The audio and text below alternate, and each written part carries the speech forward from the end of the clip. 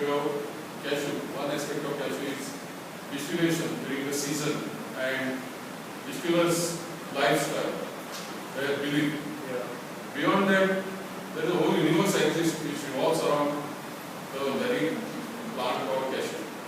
So, in what way, like cashew is used as medicine, cashew is part of various other practices. Then AD also, that there are different connotations in different areas.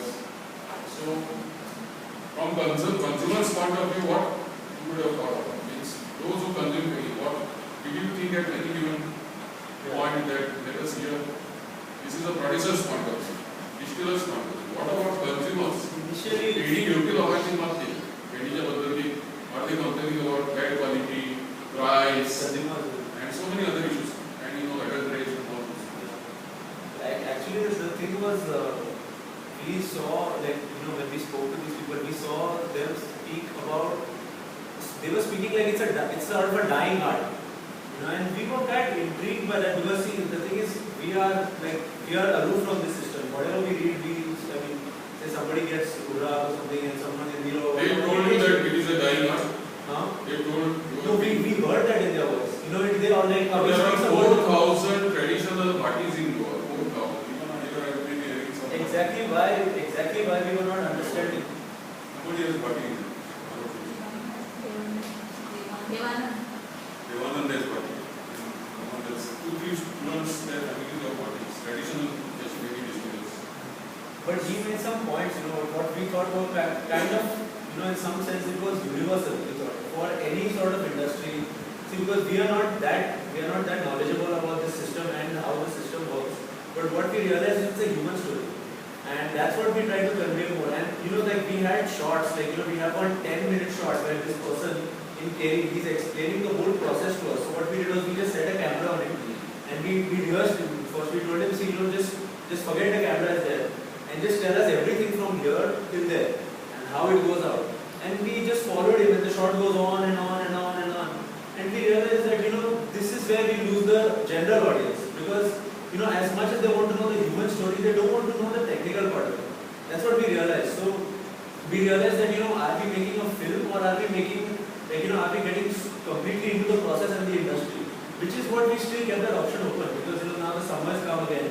So we want to go and shoot more and see if we can make a proper documentary, a longer documentary, but for a different audience, not for a cinephile audience. For a, like for example here, like how the knowledge you people have. So it's different from the normal cinephile audience. Like how someone who in Rajasthan would watch it, it would be perceived differently if it had given more of a scientific impetus. So that's what we were thinking. And secondly, the thing was we ourselves don't have that knowledge. So it's very risky to make claims.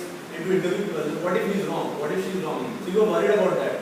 So now, for example, if a distiller himself is saying, it still becomes something like his own story.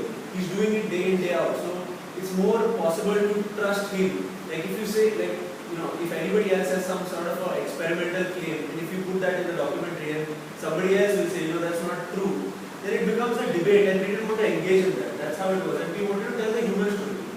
So that's where we were stuck. And what happens is then out of that human story also we have to find the common thread between all three of them.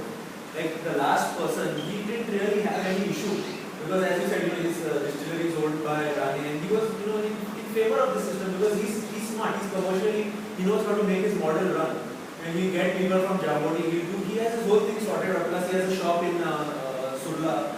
So he has his whole plan set. Everybody doesn't have that kind of a thinking, they don't know how to work around this thing. Like Umesh was constantly complaining that he's not getting labor. But you see this person and he has 10 people working for him, he's quite satisfied with that. So that also is a thing. So we had to find that one layer where everybody could. Apart from one part where Pandora complained about that because this cashew area is owned by Rani and all, they have to apply for a tender and all that stuff, and they have to pay like 4 lakhs, 5 lakhs. Just to get access to that mountain and for them to spend 4-5 lakhs is quite a lot because then the returns are not as much. The maximum they would earn back is say 2 lakhs or 3 lakhs max. So even though they are making failure or it's not a very profitable industry as of now. And ego, I think ego is one thing that comes in. Like if you see Thomas speaking, his somewhere his ego, because he thinks, I am sort of this person who's still using this traditional method, you people are using plastic bottles, you people are using copper. So his ego is also making him say a few things. So that becomes a more, I think that adds to the drama element which you need in a short film. That's what people are looking for. Basically, everywhere people who drink, they all have egos. It goes to their head. Exactly what you were saying. So many times alcohol also beyond a particular concentration can damage your lungs. It's not, it's just, it is a statement which he makes because he is doing something which others are not doing. Exactly. And he could have had choice to migrate abroad or go on ishing. Exactly.